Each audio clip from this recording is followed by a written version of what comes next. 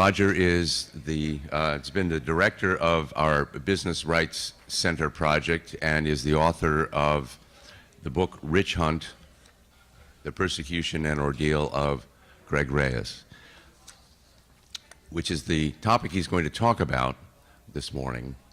In the aftermath of Enron and other business scandals early in the previous decade, some of which were actually involved real corruption on the part of businessmen. Some of you may have heard Rob Bradley talking a bit about the Enron Corporation where he worked. And Roger himself wrote a wonderful, amazing essay at that time called Enron, the First Postmodern Corporation, about the complete fantasy life of a belief in that essentially business news was simply a text rather than an attempt to grasp reality. But he's also written a number of essays about people who were unjustly accused by what was at best an overzealous SEC, Justice Department, other agencies were involved, targeting people for at best lapses of accounting punctilio, as Roger describes it, most of which were made-up rules in the first place and curtailed the freedom of business to find and test and innovate with the proper metrics for conducting their business without any issue of fraud or dishonesty.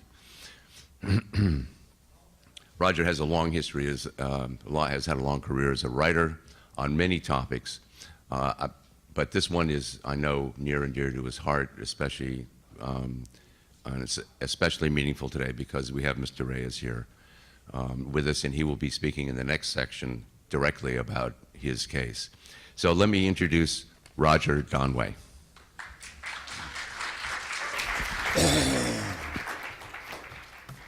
Thank you, David. Good morning, ladies and gentlemen. This is a very special occasion for me.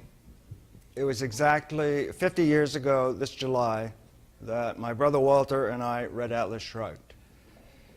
And as many people say, Atlas Shrugged changed my life. Above all, it showed me that the world's wealth creators have been subjected to no less defamation and persecution than its radical thinkers and revolutionary artists. Probably they have been subjected to much more, because the nature and worth of their creative virtue is less understood in the Western tradition. Anyway, it is altogether fitting that I should be memorializing the 50th anniversary of my reading Atlas Shrugged by speaking to you today about one of the most recent persecutions of wealth creators, and one of the most highly symbolic in my view, the backdated options frenzy of 2005-2011. The frenzy differs from the anti-capitalist attacks in Atlas Shrugged principally in this: the victims were real. And the greatest of its victims, Greg Reyes, is with us this morning. You'll be able to hear him tell his own story in the next session. For my part, I'm going to give you the broader contours of the backdated options frenzy as it is set down in my monograph, Witch Hunt. Then, time permitting, I would like to say something about the historical and philosophical context of the whole concept white-collar crime, and why I believe it is per se incompatible with the concept private enterprise. The latter material is not in my monograph, but it is a topic I hope to write about if I get the chance to expand the monograph to book length. Okay, Witch Hunt is subtitled The Backdated Options, Frenzy, and the Ordeal of Greg Reyes. But if you have not read the monograph, and if you missed the whole frenzy, you may well wonder what in the world is a backdated option. Indeed, a few of you may not even be quite sure about what an option is and how an option works. So let me start there. An option is a type of security that gives a person the right to buy a share of a company's stock at a specified price. For example, an option might give you the right to buy a share of Google at $5.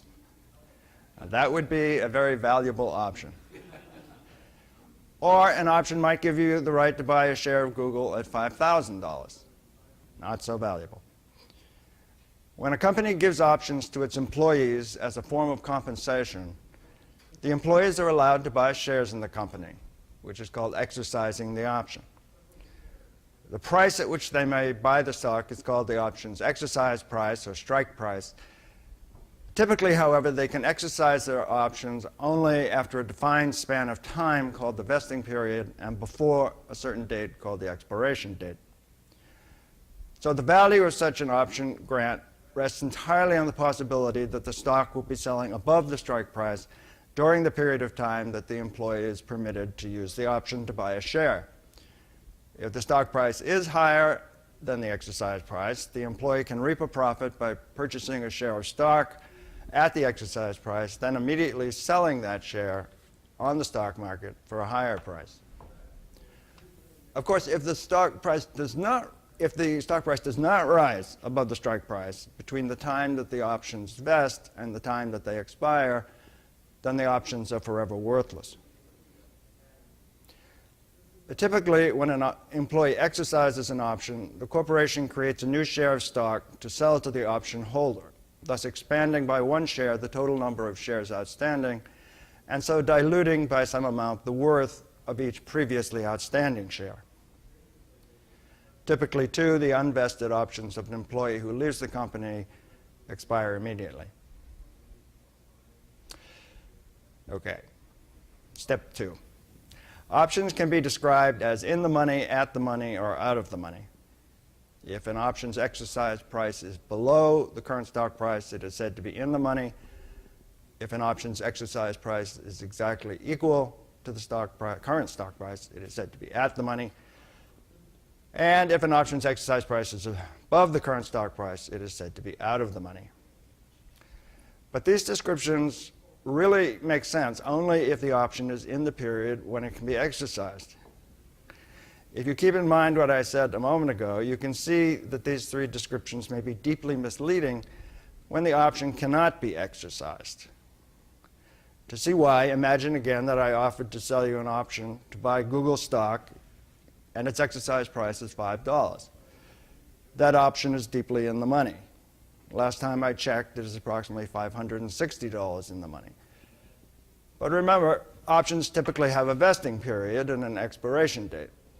So suppose the Google option does not vest until July 1st, 2112, and it expires on July 2nd, 2112. Obviously, the worth of the option is highly uncertain. In fact, it would probably be worth nothing, because who knows whether Google will even exist in 100 years. Of course, it may rule the world in 100 years, but that's another story. But throughout the whole backdated options frenzy, no attempt was made to let the public know that an option may be in the money and may have no value at all if it is not yet vested.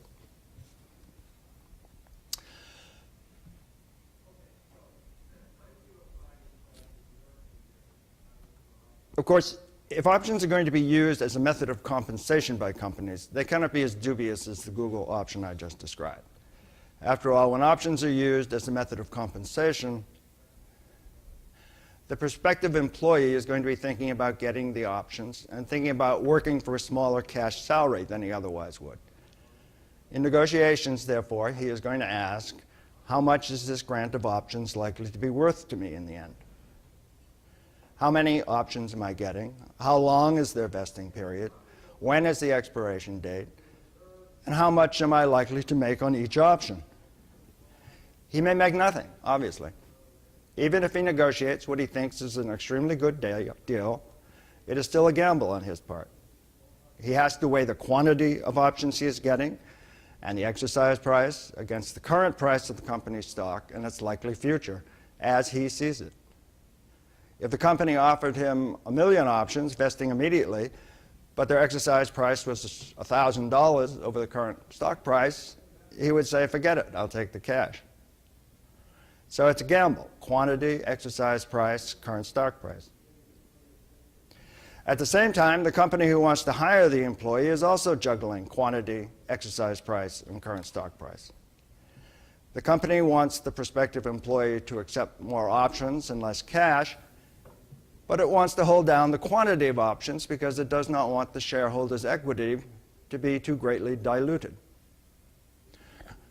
One solution is to give the prospective employee a relatively small number of options, but make each option more likely to bring the employee some money after they vest.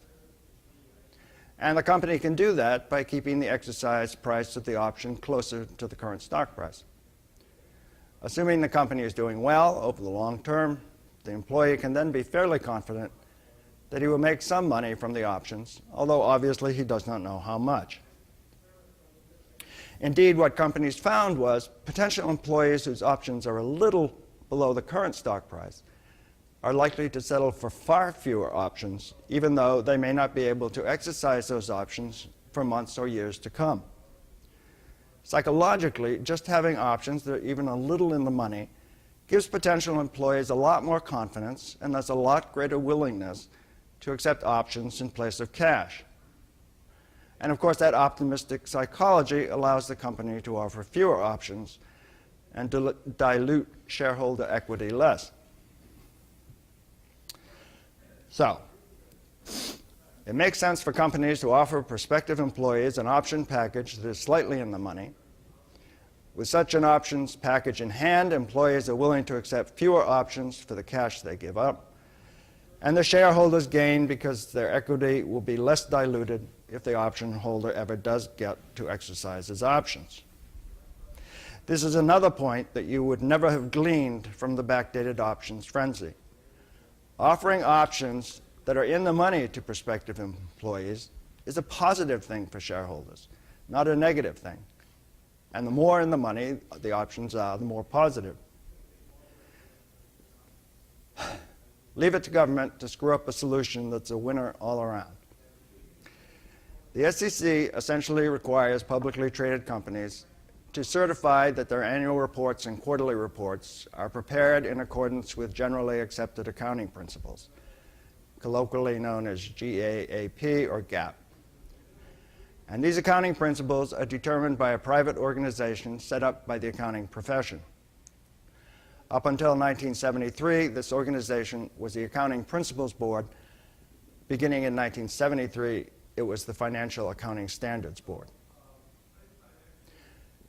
Now, in 1972, just before its expiration, the Accounting Principles Board issued one of the most idiotic opinions ever put forth in the entire history of accounting.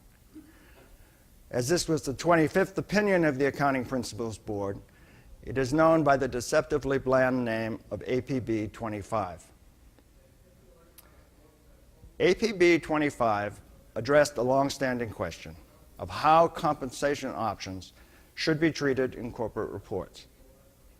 And what APB 25 said was, in-the-money options must be treated as a non-cash expense. So here are a couple of examples. A company gives an employee 1 million options with an exercise price of $10 on July 1st, when the stock price stands at $10. Those options under APB 25 represent absolutely no expense at all to the company and its shareholders.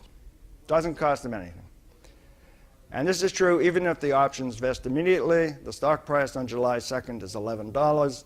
The happy recipient walks away with $1 million in profit on July 2nd, and the shareholders have their equity diluted by the addition of 1 million shares. All that is absolutely no expense at all to the company. But suppose the company issues 100 shares, 100 options to an employee on July 2nd with exactly the same exercise price of $10. That does represent an expense to the company, according to APB 25. Because the stock price is $11 on July 2nd, and the options are in the money. And those 100 options represent an expense to the company, APB 25 says, even if the option's vesting date is years in the future, even if the stock price falls on July 3rd, never to hit 11 again, and the options are never exercised, and the shareholders' equity is never diluted in the least. That was still an expense. Now, if that makes sense to you, then you may have a job with the SEC, or the Justice Department, or the Wall Street Journal. Because that is the idiocy of APB 25, and that idiocy was the entire basis of the backdated options frenzy. At the time APB 25 was issued, unfortunately, businessmen did not fight back against its idiocy. For one thing, options were not as significant a method of compensation in 1972 as they would be later during the internet boom. Businessmen also did not fight back because these absurd non-cash expenditures were not something that real investors worried about. Yes, the deduction from earnings might look bad superficially, and unsophisticated business journalists might take them seriously, but a genuine investor would ignore these so-called expenses, generated of, by, and for the sake of GAAP. And then, too, there seemed to be many ways by which companies could avoid APB 25's nonsense without actually violating the regulation, which is where we move into the subject of backdating options. If a company's stock is fluctuating around a more or less fixed point, it might well be possible for an astute executive to offer prospective employees their option package at a time when the executive fairly well knows that the stock is at a low point. In fact, the executive might know that the company is about to announce some good news that will send the stock higher.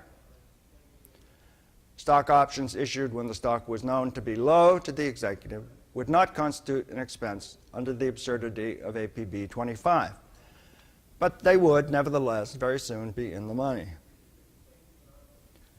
But there was another way that many CFOs and general counsels thought that companies could get around the idiocy of APB 25, and that was the legal doctrine of non-pro-tunc, or now for then. Corporate boards occasionally put corporate actions into effect retroactively. They do this either at a board meeting or by means of a unanimous written consent. Retroactive actions are perhaps most familiar in conjunction with unanimous written consents, because in those cases the company wants an action to go into effect immediately without waiting for all the consent forms to be faxed out to directors and faxed back with signatures. So the consent forms say that the action goes into effect sometimes prior to the forms being signed. So here was another way to get around the idiocy of APB 25. If the stock is up at the moment when you want to offer some options to prospective employees in place of cash salary, look back to see if there was a day when the stock was somewhat down, date the option on the day the stock was down, and then have the compensation committee put through the paperwork to make the grant retroactive. That might seem fishy, but as the judge in the Greg Reyes trial noted, it is not. He said, "My guess is if you ask the American people, the public, and you say, do you think it's all right to backdate a document, 90% will say no, it's not. But by the way, they will be wrong, because in some circumstances it's perfectly right to backdate." Unfortunately, he said that in a private meeting with the lawyers and not to the jury. So much for the theoretical background on options. Let me move on to the history of the frenzy. In the early 1990s, three things happened to increase greatly the use of options as a form of compensation. In 1993, the left managed to insert a peculiar feature into the Omnibus Budget Reconciliation Act, a $1 million cap on the amount of pay to top executives that a company could deduct as a business expense. Symbolically, it was a direct slap at wealth creators. Practically, it meant that the very best executives would have to be compensated by some other means than cash. Stock and stock options were the most obvious method. Not coincidentally, perhaps, the Financial Accounting Standards Board decided in 1993 that options would definitely have to be expensed from now on, using an equation, the Black-Scholes equation, that the FASB seemed to think could predict the value of options even in the absence of a market. This time, business did fight back, and the FASB allowed companies to go on using and avoiding APB 25 so long as they put the Black-Scholes information in footnotes. Lastly, in the same year, 1993, the Mosaic web browser was released, and the internet boom was underway. High-tech startups sprouted like mushrooms. They were short on cash, but long on promise. And bright young men were willing to trade current salary for a piece of the action in the form of options.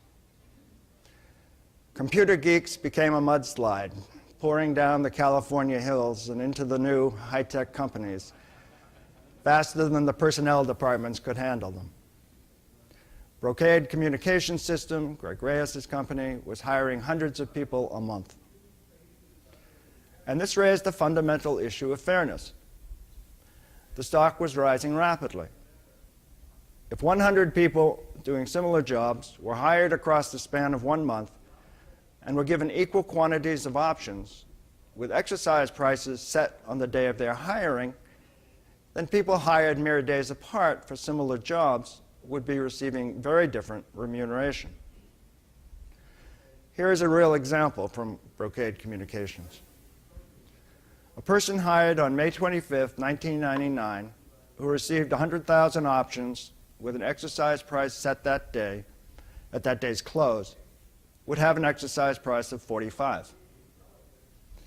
A person hired 3 days later, on May 28, 1999, who received 100,000 options with an exercise price set at that day's close, would have an exercise price of 65. So the second fellow's colleague, hired a mere 3 days earlier, has a package of options that is $20 in the money. He could not get it at $20, as I've said, because of the vesting period. Still, he was sitting on paper wealth of $2 million before he had even set up his desk. Meanwhile, his colleague, coming in just 3 days later to do the same work, had no paper profit. And of course, he had to wonder if the stock would keep rising at such a rapid rate. No tree grows to the sky, as stock investors say. Well, coincidentally, in just this month, May 1999, Brocade hired a new chief financial officer, Mike Bird, who came up with a solution. Bird had previously been CFO at Maxim Integrated, another Silicon Valley company, where they had had a system of backdating options. Bird instituted the same system at Brocade, allowing new hires the freedom to pick the date on which they wanted their options priced.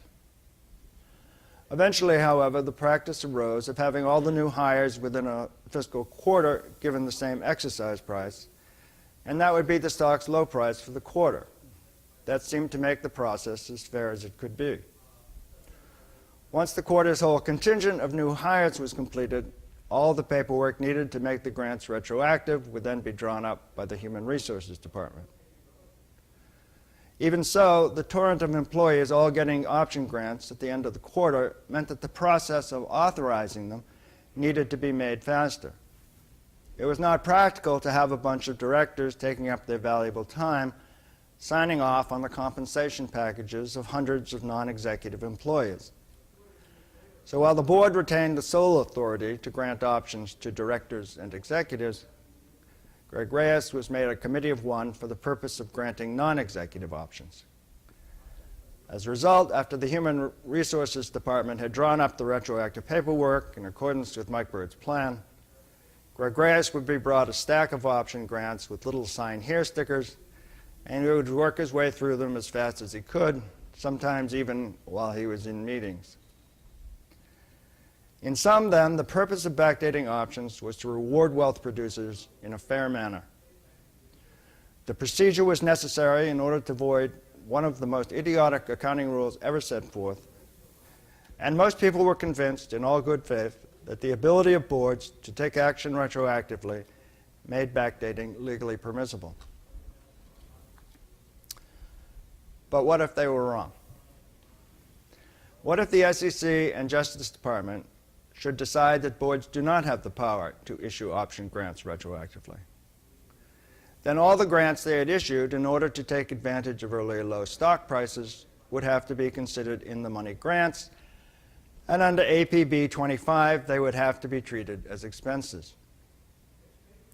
These non-cash expenses would not change the company's bottom line, of course, as investors knew.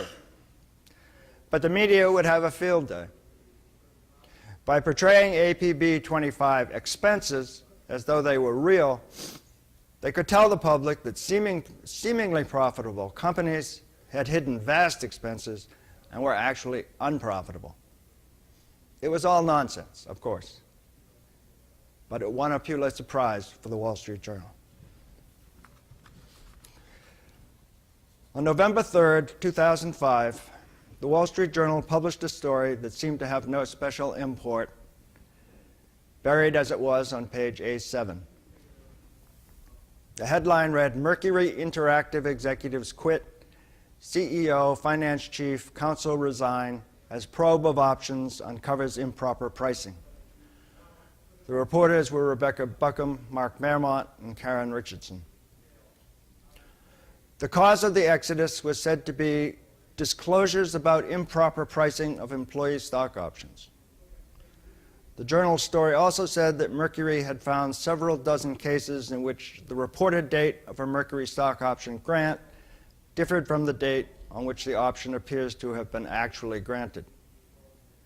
But the story did not say why that might be important. It merely said the price of Mercury shares on the reported option grant date was lower than the share on the actual day the options were issued. But why that might be important, the story never explained. In its two final paragraphs, however, the article mentioned two other companies that had run into trouble with the SEC owing to option-related matters. One was NYFIX, which had announced back in March that it was restating some financial results as a result of an SEC inquiry into its stock option grants. The other was Brocade Communications Systems. What the reporters at the Journal did not know was that the SEC had been tipped to the possibility of backdated options by two academics whose statistical analyses suggested the following.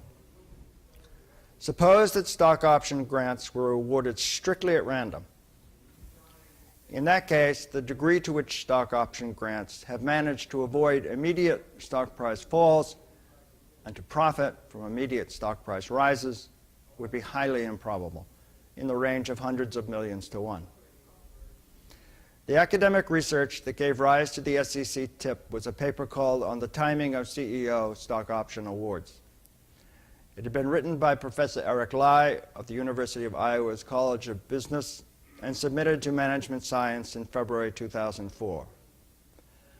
It said, this study documents that the abnormal stock returns are negative before unscheduled executive option awards and positive afterward. Unless executives possess an extraordinary ability to forecast the future market-wide movements that drive these predicted returns, the results suggest that at least some of the awards are timed retroactively. The article was published in the journal's May 2005 issue, and immediately Lai began working on a new paper, this time with Randall Herron, an associate professor of accounting at Indiana University and a friend of Lai's. The paper was called, Does Backdating Explain the Stock Price Pattern Around Executive Option Grants? The authors took Lai's backdating hypothesis from the earlier paper and tested it by comparing executive options that could have been backdated and options that could not have been backdated because of new SEC regulations that had grown out of Sarbanes-Oxley. The abnormal stock returns that Lai had found in his first paper disappeared when the possibility of backdating was eliminated. The Herron-Lai paper would not be published until February 2007, but well before that, the authors tipped off the SEC to their findings.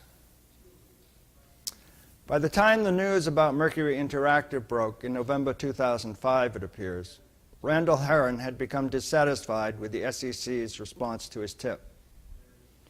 Reyes was out at Brocade, and the SEC was launching an investigation of the company.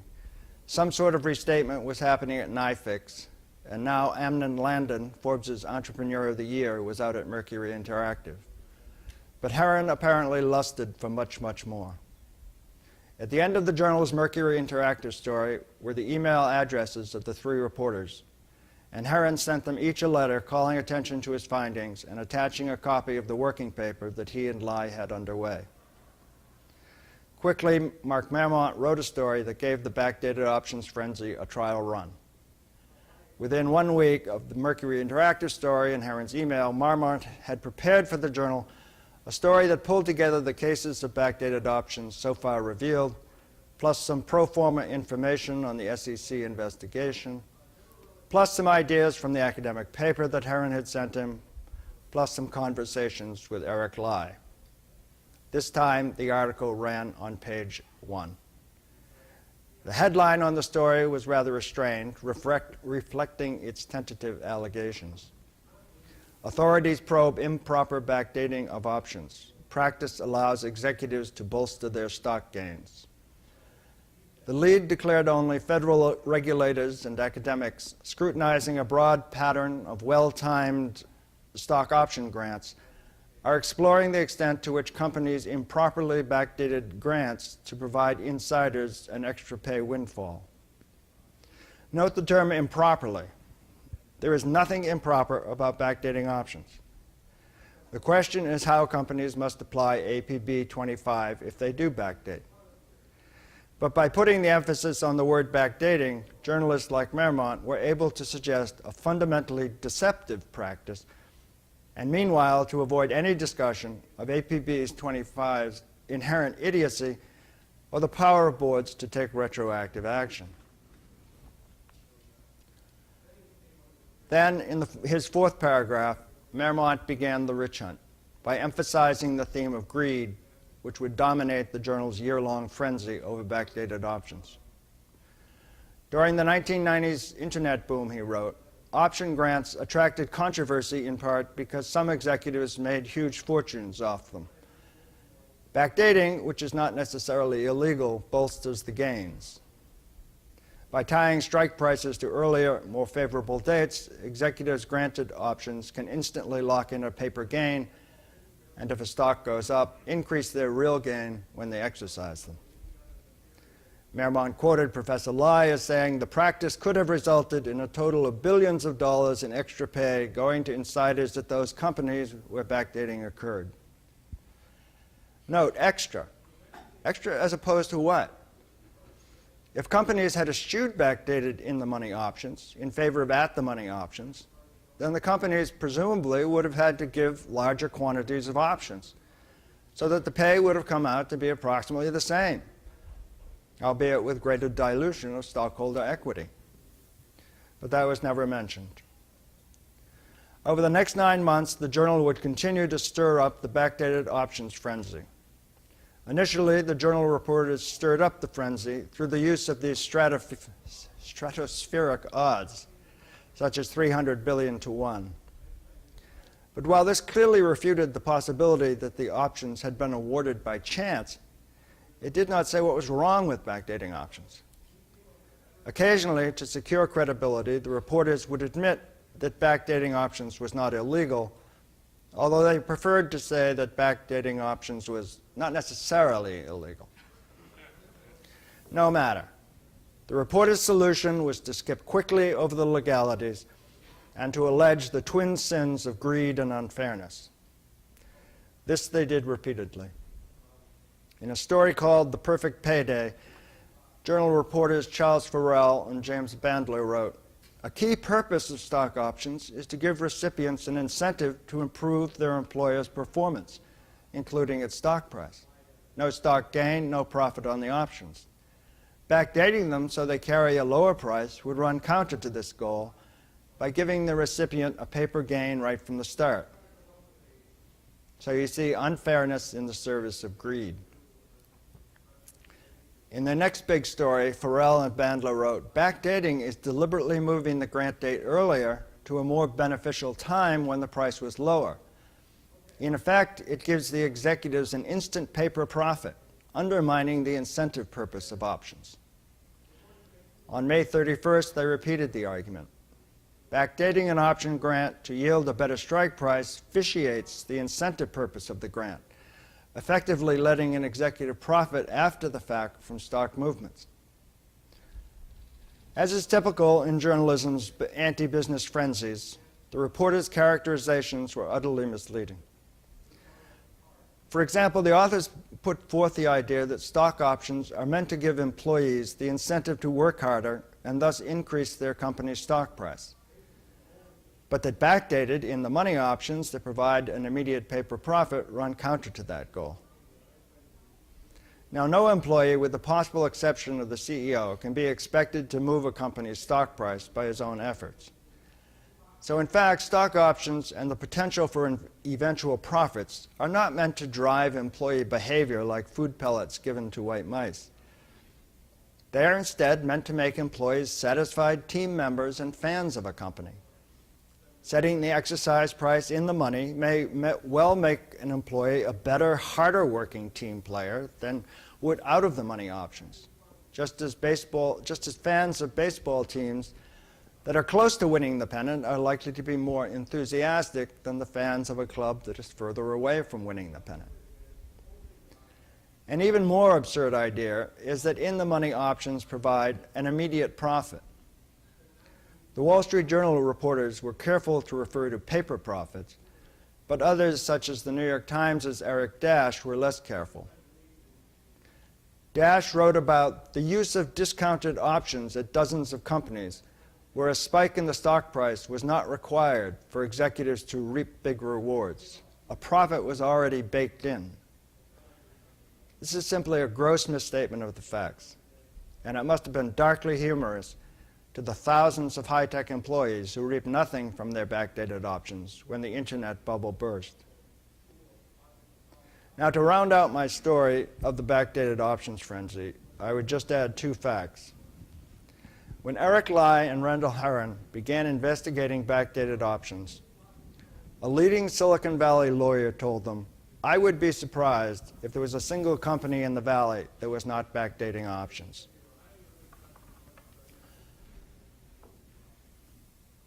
And that is probably pretty close to true. In 2006, Lai and Herron studied a sample of 7,700 publicly traded companies from all around the country, West, East, high-tech, low-tech. And what they found was that 30% of them, 2,200, had backdated options.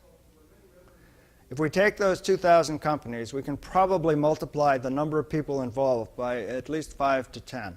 Directors, CEOs, CFOs, human resource VPs, controllers, and so on. That means the potential number of victims of the backdated options witch hunt could have been 10,000 to 20,000. But I would tell you, lastly, that while many people lost their jobs in the witch hunt, only a dozen scapegoats were ever prosecuted criminally in the backdated options frenzy, and only 5 people were ever sentenced to prison.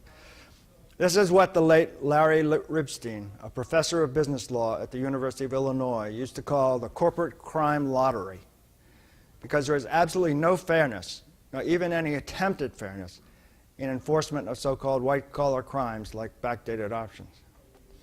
The Justice Department is not going to throw 10,000 to 20,000 American executives into prison for what was at most a bookkeeping violation of the most idiotic rule in the history of accounting. Nevertheless, 5 of those 10,000 to 20,000 executives, no different from any others, were sent to prison. And so, as Larry Ribstein wrote, the corporate crime lottery was never cranked up more than it was in the backdating cases. Greg Reyes, who is with us today, was one of the 5 individuals imprisoned as a result of the backdating frenzy. And indeed, he was the first to be criminally prosecuted. But I'm going to let him tell that story. In the time remaining, I want to provide some context for the backdated options frenzy, historical and philosophical. The backdated options frenzy was, on its face, a journalistic legal crusade against a so-called white-collar crime. But where does this concept of white-collar crime come from? When I began to investigate that question, I assumed that the idea of white-collar crime had emerged from the age-old stereotype of a well-dressed city slicker who victimizes the simple folks of the rural hinterlands.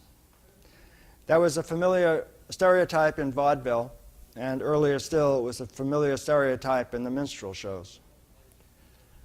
At any rate, under that impression, I began my research into white-collar crime by researching the origins of the so-called blue sky laws, because those were indeed laws rooted in just such a stereotype. Blue sky laws were passed by each of the U.S. states, except Nevada, just after 1910, in order to govern the sale of securities. Supposedly, they were passed to protect innocent citizens from fly-by-night salesmen who were pitching dubious ventures, such as California gold mines and Central American plantations. In fact, I discovered from my researches the blue sky laws were not really passed in order to counter fraud. Mostly, they were passed in order to prevent local businessmen from out-of-state competition. But that is another story for another time. Far more important here, my investigation showed me that the people who originated the concept of white-collar crime were concerned about an issue that was precisely the opposite from the issue that the advocates of blue sky laws were trumpeting. Consider, for example, the blue sky law that finally made its way to the Supreme Court and tested the whole array of blue sky laws. This was Ohio's blue sky law.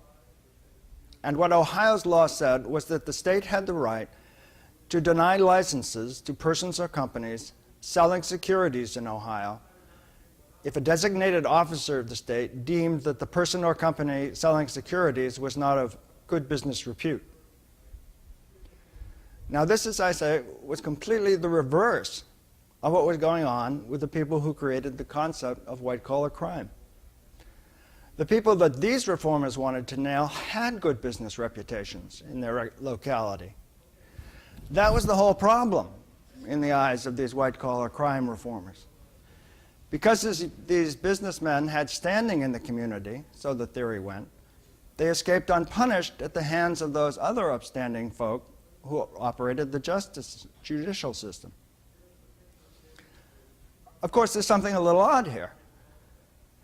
I mean, you can see the point of view of the blue sky law advocates. They say, rightly or wrongly, we've got a bunch of transient con men who blow through town and bilk our citizens out of money by selling shares in non-existent businesses. Then, before we can catch the con men, they've moved on to another state. You can see how someone might argue that that's a problem and that the solution is a blue sky law. But it's very, very different to say, we've got a bunch of men here in town who are pillars of this community and have done business in town all their lives, and they aren't being prosecuted. The obvious question is, are you missing a little step there? I'm reminded of a story about a nun who was instructing her confirmation class in the rite of confession, and she asked them, what is the first thing we must do before we can ask God for forgiveness? And one little boy answered, sin. Just so.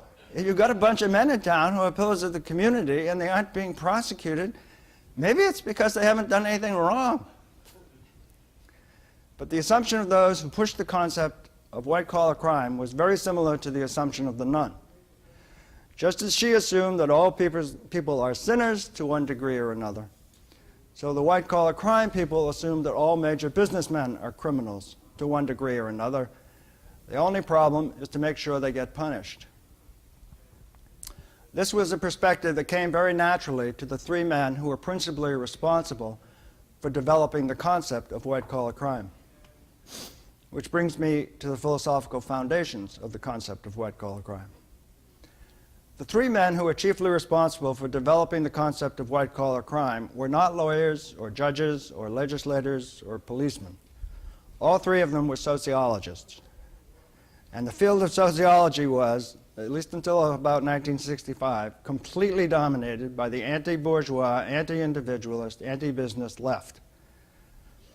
The three men who together developed the concept of white-collar crime were E.A. Ross, Wilhelm Bonger, and Edwin Sutherland. The first and third were American progressives. The second was a Dutch Marxist.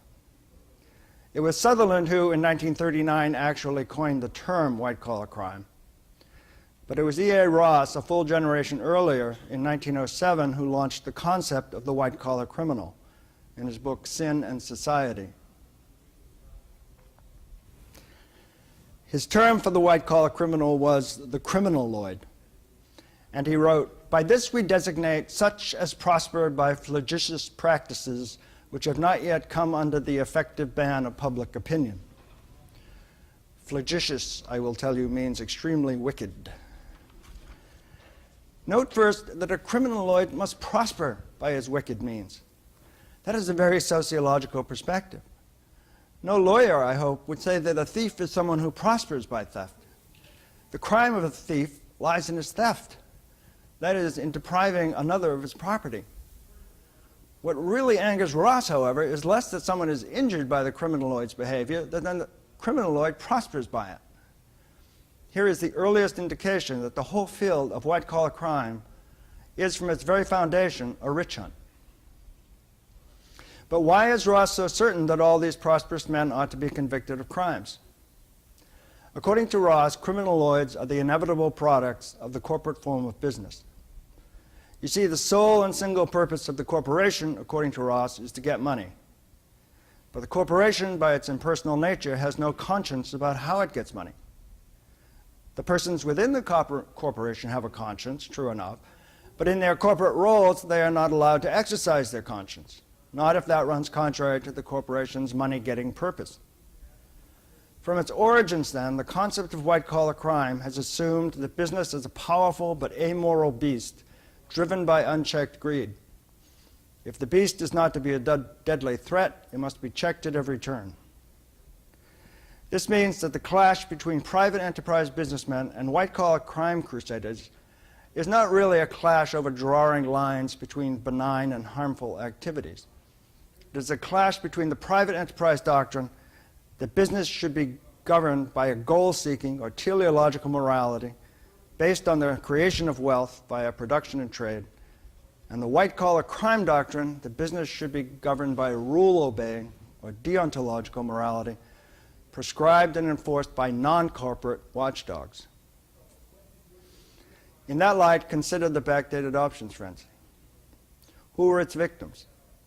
Goal-seeking, wealth-creating, eye-on-the-prize CEOs such as Greg Reyes.